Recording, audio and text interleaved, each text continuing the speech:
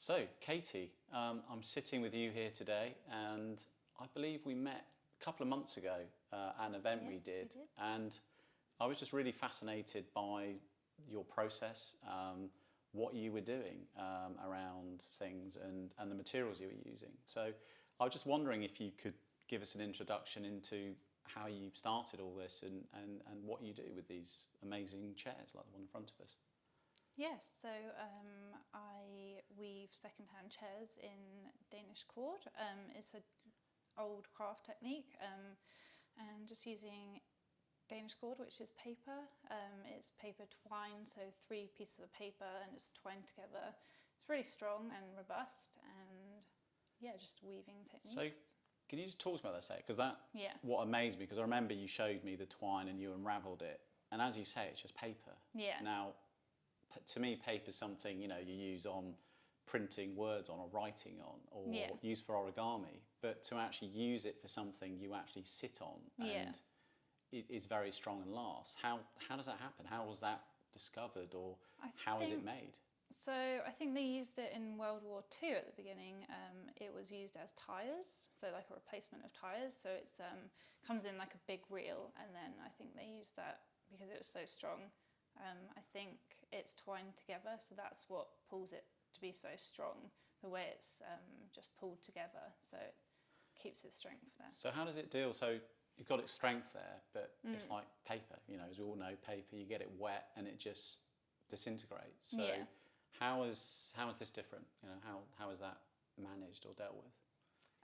Well, so it's strung together really tightly, and then it's also waxed on the top of it to protect it a little bit. So that's the process of making it stronger. Okay, so you're also saying obviously it's Danish cord, so obviously Yeah. Founded there. But is this something that has really been used around the world as a material? So yeah, you see a lot of corded chairs in different countries and stuff. Sometimes rush. I think it's just the use of what is in nature and the use of natural materials. So I think people just use what they can get their hands on and then make something out of that from nature.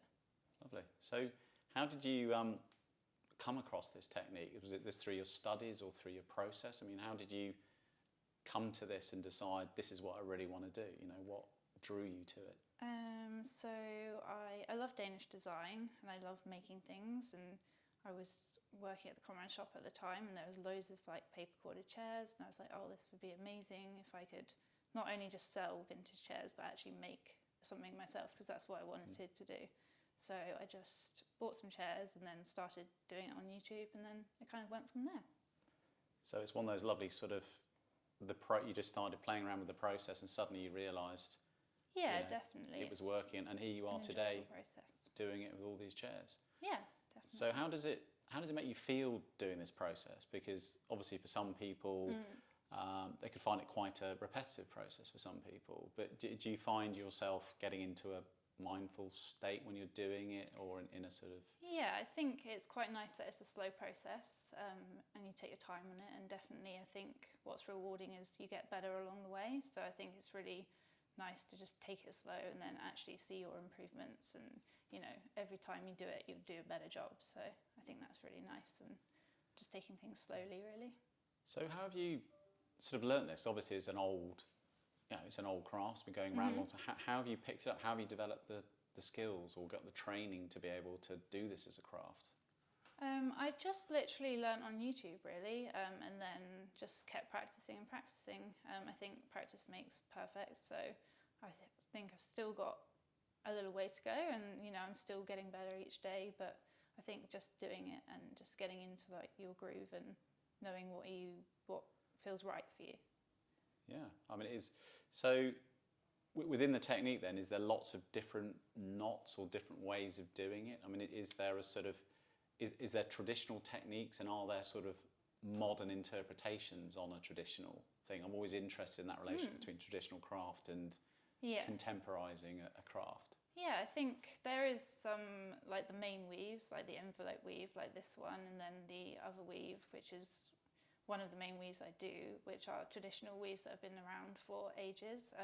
But I do see a lot more people, you can just weave a pattern, like whatever you want to do really, it's just finding how to do it and just working with that, I think.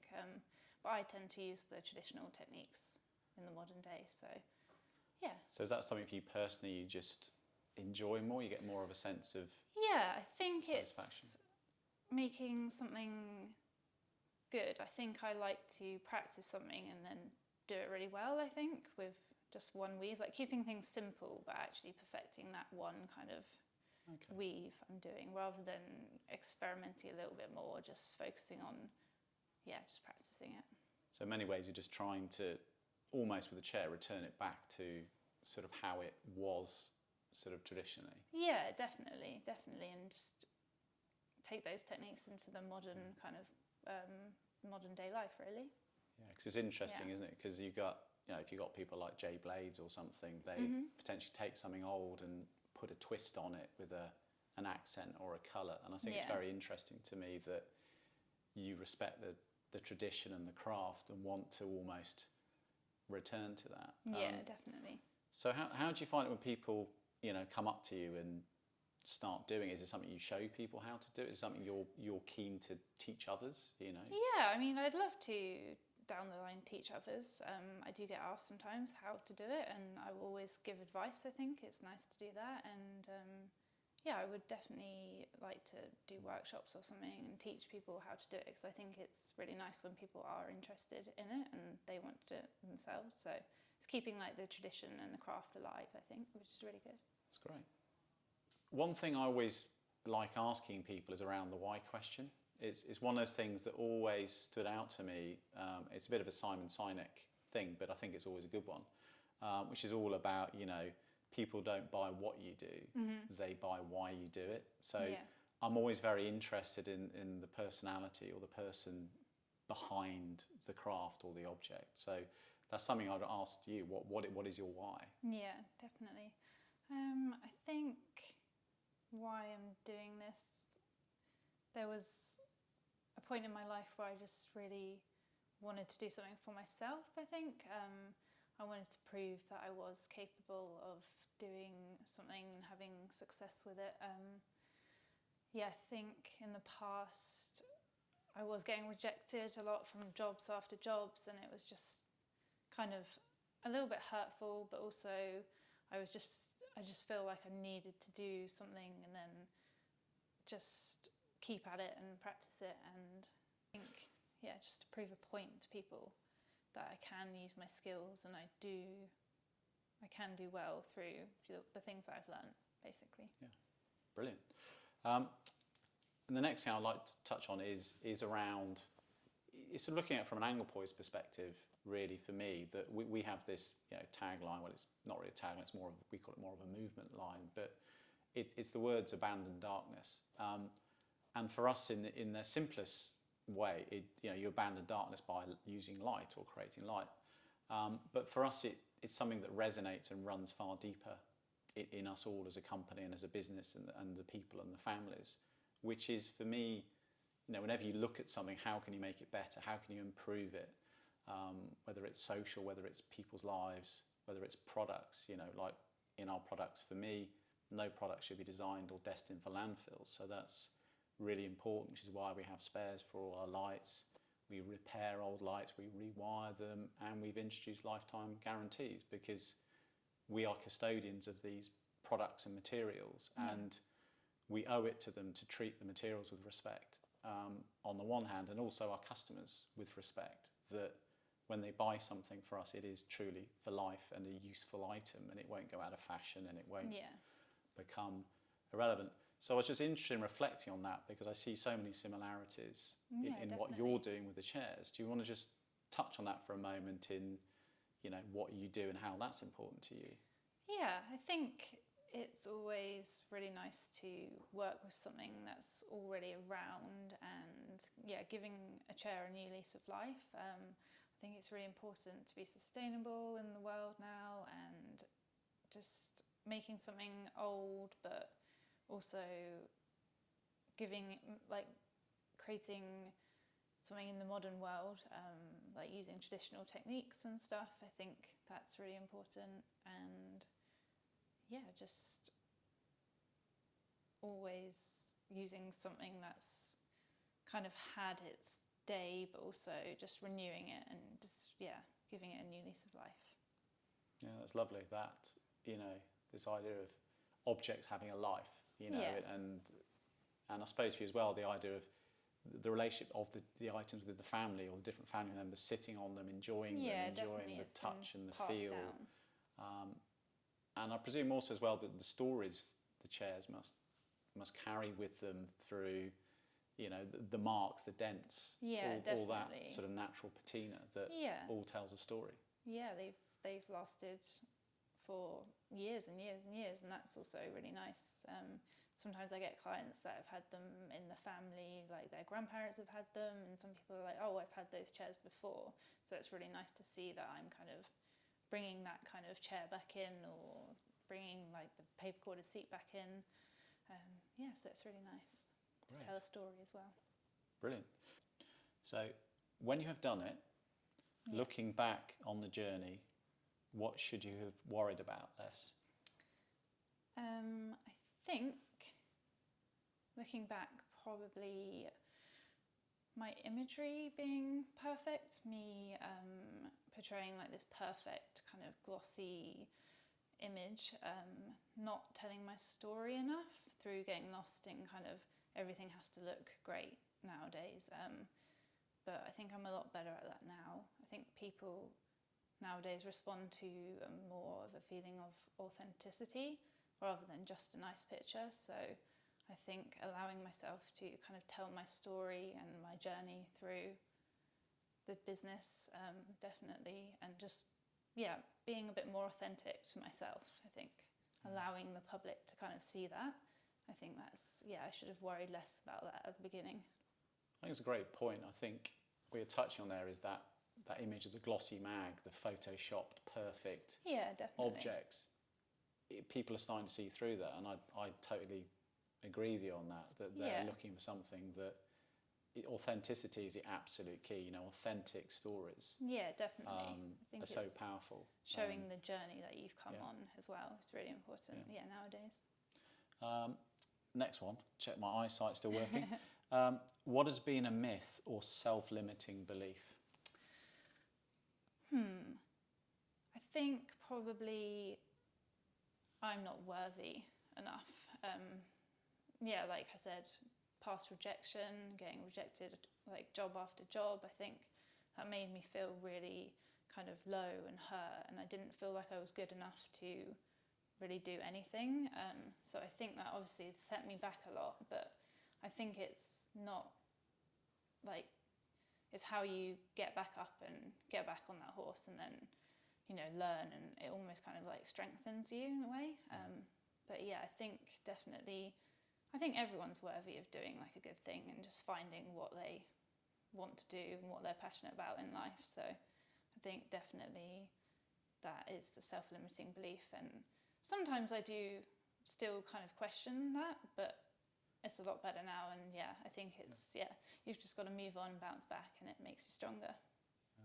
But I love what you do, because you know, you're sort of doing one thing well, so you've found this thing and you just working at it. And I love, a lot of what you say is, you know, it's all about the learning. I haven't perfected it yet. Yeah, so definitely. It's, to me, it's like your habit is just to get better and better. It's not like you're setting a goal saying, I've got to be here. You're just continually striving for getting better, and you probably will never reach perfection. But that, of course. That's fine. You know, you're better than you were the day before, and that's what matters. Exactly. Yeah. So I love that. What's the mantra you'll carry with you into your next success? Mantra. I think thoughts. My thoughts creating my reality. I think it's always good amongst the chaos to have kind of like a dream or like a goal. I think that's what keeps me going when it's just busy and crazy. It's always nice to have like a positive kind of dream to work towards. And I think I've always been quite a bit of a daydreamer, so I think I really like just manifesting and making my thoughts and imagination, that kind of turning it into reality. It's always really rewarding, I think. So I think thoughts creating your reality. Yeah, and it just moves me forward and it keeps me going, really, in a positive way. And that resonates so much with me because Yeah. I totally believe in, it's your thinking creates your reality. Yeah, definitely. But also lovely what you're saying there is about dreams being actions. Yeah.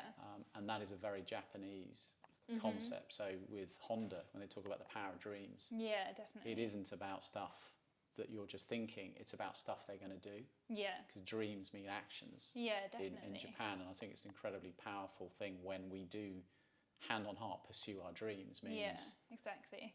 driving forwards into our dreams and our thinking. Definitely. So that's beautiful.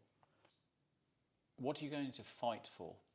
I think I'm going to fight for craftsmanship and sustainability. I think something that's handmade, just traditional techniques being kept alive in the modern day world. I think that's really important, and just sustainable materials used, like from nature, connecting with nature, and just the fact that craftsmanship individuals are making things by hand. I think I will fight for that.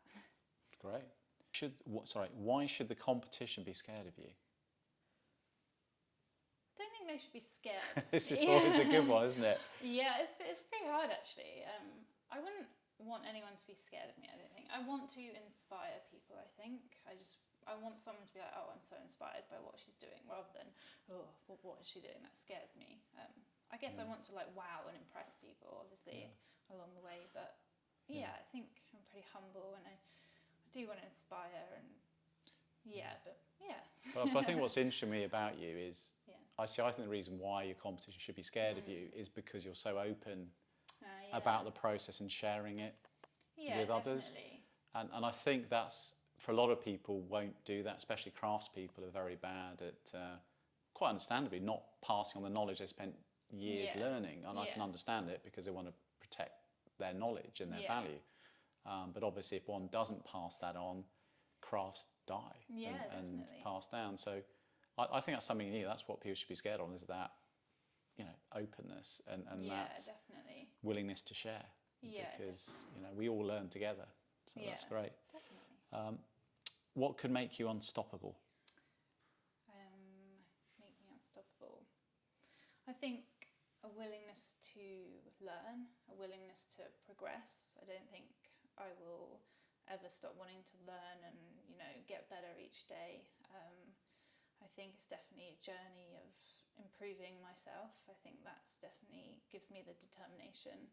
I didn't start off doing this perfectly, so it's like a journey. So I think definitely just wanting to learn more about myself and the craft that I'm doing and why I'm doing this, and it just gives me the determination to keep going, I think. This is what I like. What would others say about you? That's quite sort of deep and meaningful. I find that a really hard question. I don't know.